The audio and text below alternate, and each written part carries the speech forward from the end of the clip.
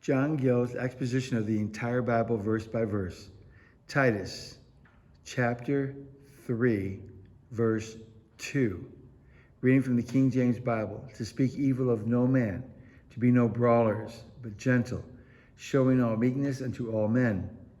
Unquote, King James Version. John Gill, quote, to speak evil of no man, as not of one another, so not of the men of the world, to the prejudice of their names and characters, which are tender things and ought to be gently touched, nor of magistrates, principalities, and powers, of persons in dignity and authority, which the false teachers were not afraid to speak evil of, and by their principles and practices taught others to do the same.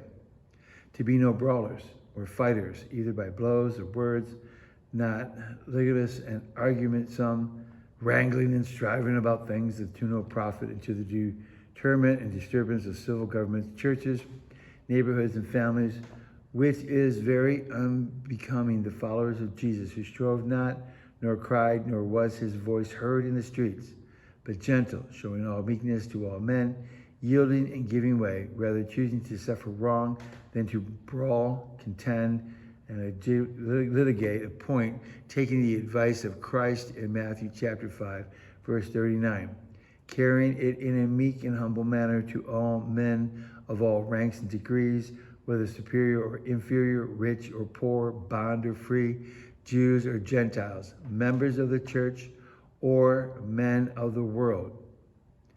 Scripture, quote, to speak evil of no man, to be no brawlers, but gentle, showing all meekness unto all men, unquote, King James Version. End of John Gill's Titus chapter 3, verse 2.